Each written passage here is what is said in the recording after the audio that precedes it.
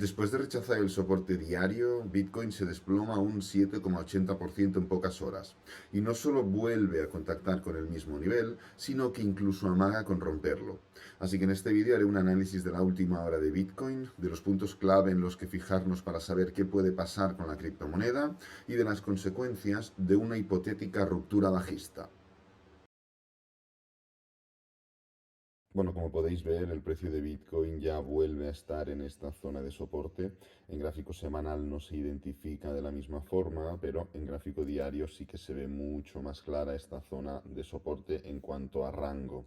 Hemos estado comentando estos últimos días que cuando llegas a la parte inferior o superior de un rango, tienes que ver y analizar el cómo llegas a ese nivel. Y el precio de Bitcoin, más allá de haber llegado acelerado debido a una vela bajista, todo el resto del movimiento ha sido muy desacelerado. Además, no solo después de formar esa vela bajista, lo que ocurrió con Bitcoin es lo siguiente: falta de fuerza bajista, sino que también podemos detectar un pequeño arqueamiento en forma de doble suelo en este gráfico diario que indicaba un principio de cambio de tendencia. Este doble suelo de nuevo se identifica mucho mejor en gráfico de 4 horas, aquí lo tenemos, y aquí vemos pues mucho más claramente también los máximos crecientes respecto a este nivel de aquí.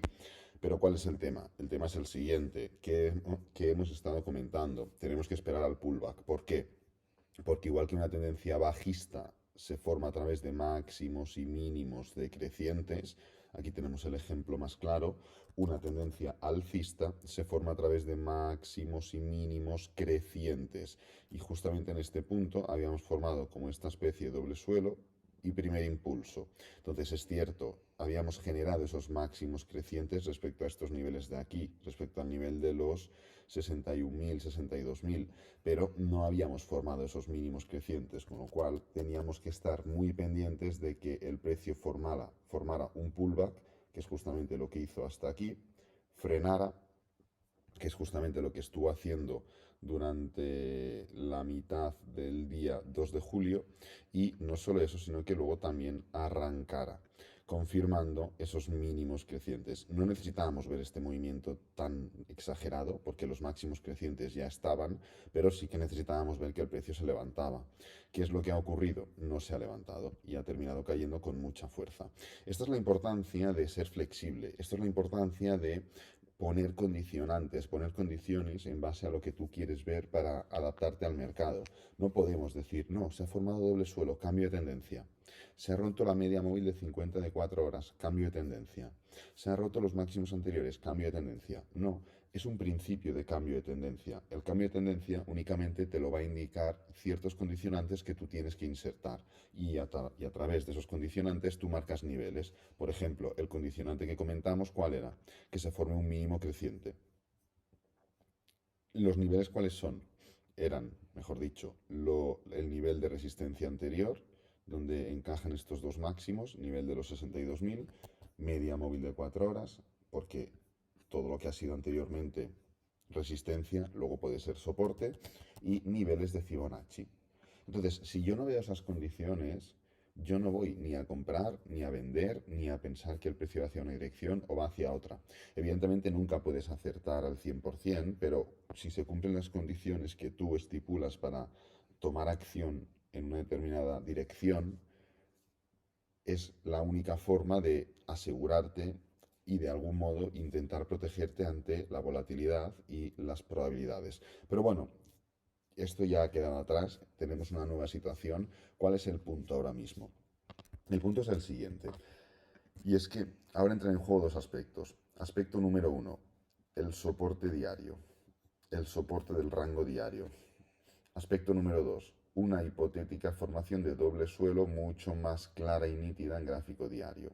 Una formación de doble suelo más clara y nítida sería mucho más determinante a la hora de entender que, oye, el rechazo o el movimiento alcista no únicamente tendrá consecuencias en gráfico de 4 horas, sino que también podrá tener consecuencias en gráfico diario. Pero claro, nuevamente estamos en una situación delicada, bajista. El día de ayer fue bajista, el día de hoy está siendo bajista. Obvio, quedan muchas horas, quedan 17 horas para que termine este día, es decir, queda mucho, pero queda mucho para bien y mucho para mal. Entonces, ahora mismo el punto es dejar que el precio llegue al nivel que tenga que llegar. Vamos a ver si este freno que estamos viendo es realmente representativo de lo que puede ocurrir durante el día o si por el contrario simplemente es una especie de freno previo a la sesión de Londres, que sería una opción, ¿no? Los índices en Estados Unidos también tendrán mucho que hablar, también tendrán mucho que ver, pero ya es anticiparse a muchas cosas y el tema ahora radica en eso, radica en enfocarnos y estar muy pendientes de qué es lo que ocurre en estos niveles, porque como digo, no solo tenemos la zona de soporte diario, sino que también tenemos esa posición de doble suelo. Recordad que ya comentamos que del mismo modo que aquí se formó un claro nivel de soporte y hubo un momento en el cual el precio como que barrió toda la zona de liquidez o todas las órdenes de aquí para adquirir liquidez y levantarse. Y luego, fijaros, hicimos un pullback y continuamos. ¿Y cuál es el nivel que ha barrido el precio en este movimiento bajista? Pues ha barrido toda la liquidez que hay por aquí debajo, pero no ha llegado a barrer la liquidez que hay por aquí debajo. Y justamente cuando el precio estuvo cayendo por aquí, comentamos, bueno, vamos a aplicar los elementos técnicos que sabemos que funcionan, los elementos técnicos que sabemos que van a servirnos de condicionantes, como por ejemplo los que ya hemos comentado recientemente, pero vamos a tener también presente que muchas veces vamos a buscar esos niveles de liquidez para luego formar esos movimientos, con lo cual todo lo que está por debajo de los 56.500 aproximadamente, que es esta línea de color amarillo que estáis viendo, puede representar un nivel como zona y toma de liquidez sin que eso implique en realidad una estructura de continuación a la baja. Aquí aplicamos igualmente los mismos criterios, ¿eh? Quiero decir, estamos intentando romper los mínimos o el soporte de un rango, con lo cual nos tenemos que focalizar en lo siguiente. Primero, ruptura. Segundo, cierre. Tercero, confirmación. ¿Hemos roto? Sí. ¿Hemos cerrado? No. Entonces tenemos que cumplir aún los dos aspectos más importantes, porque rupturas hay muchas, pero ya cierres hay menos. Y una vez cerremos por debajo de todos estos niveles del rango diario, vamos a ir a por las confirmaciones. Claro, venimos hablando de esta estructura desde hace muchísimas semanas, incluso desde abril, de la formación de doble techo, de la low test. Aquí, justamente, en este momento de aquí, a finales de abril, comentamos que era mucho mejor que el precio de Bitcoin cayera así antes que se levantara y formara un doble techo. ¿Por qué? Porque el resultado puede ser el mismo, pero ahora hemos llegado a los 58.000, del mismo modo que lo hicimos la última semana de abril, pero después de formar un doble techo. Y en abril lo que hicimos fue llegar a este nivel, pero simplemente formando un pullback. Es cierto, el doble techo o después del doble techo hemos visto freno, desaceleración, falta de fuerza bajista. Sí, la hemos visto, pero eso no implica que el precio no pueda ir tendiendo a la baja o no implica que el precio no pueda ir formando o cayendo más de forma también desacelerada. Lo hemos visto muchísimas veces. ¿Cuántas veces el precio o cómo de desacelerado el precio ha estado cayendo durante toda esta fase bajista de aquí, que duró entre junio y noviembre del año 2022? Pero el precio aún seguía. Entonces, la estructura significa que una cosa no representa la otra, o mejor dicho, la estructura no, el análisis entre diferentes temporalidades. Y es justo en lo que tenemos que estar fijándonos ahora. Obvio, si el precio rompe la bull market support ya formaremos o confirmaremos una estructura tremendamente parecida a lo que ocurrió durante agosto, septiembre, octubre, noviembre del año 2019-2020. Ya hemos estado comparando este movimiento muchas veces con estos máximos decrecientes, con esta especie de doble techo, ruptura del mínimo anterior, pullback y continuación. Aquí tenemos los máximos decrecientes o el doble techo. Estamos intentando formar esa ruptura de los mínimos anteriores, pullback y continuación. Entraríamos en un escenario de este estilo. No es nada nuevo, es decir, esto simplemente es una actualización para aquellas personas que lleguen a este vídeo de forma esporádica o que no le hayan dado el seguimiento semanal que yo le doy al precio. Como ya sabéis, esto lo hemos comentado, bueno, desde hace meses incluso, debido a las similitudes contextuales y económicas del 2019 y el 2024.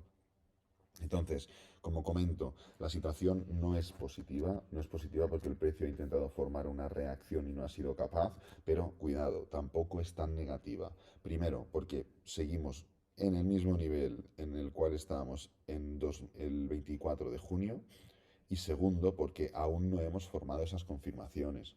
Aún no hemos roto, aún no hemos cerrado, aún no hemos confirmado, con lo cual tenemos que darle esa opción a que el precio se defienda, a que el movimiento se desarrolle y a través de nuestros condicionantes entendemos qué es lo que puede ocurrir. Para finalizar, vamos a analizar muy rápidamente Total 3, gráfico que excluye tanto a Bitcoin como a Ethereum, y en este caso, evidentemente no ha habido ningún trade de los que comentamos el otro día, pero en este caso sí que ya vemos una estructura mucho más bajista, de máximos decrecientes, y que incluso ya ha roto los mínimos anteriores. Y además, en términos diarios, podríamos decir, la zona está ya siendo rota y el precio está claramente por debajo de la misma. Por lo que la situación, evidentemente, en las demás altcoins es un poquito más tensa. ¿Y esto que está fomentando? Está fomentando que la dominancia de Bitcoin siga formando esos máximos y mínimos crecientes.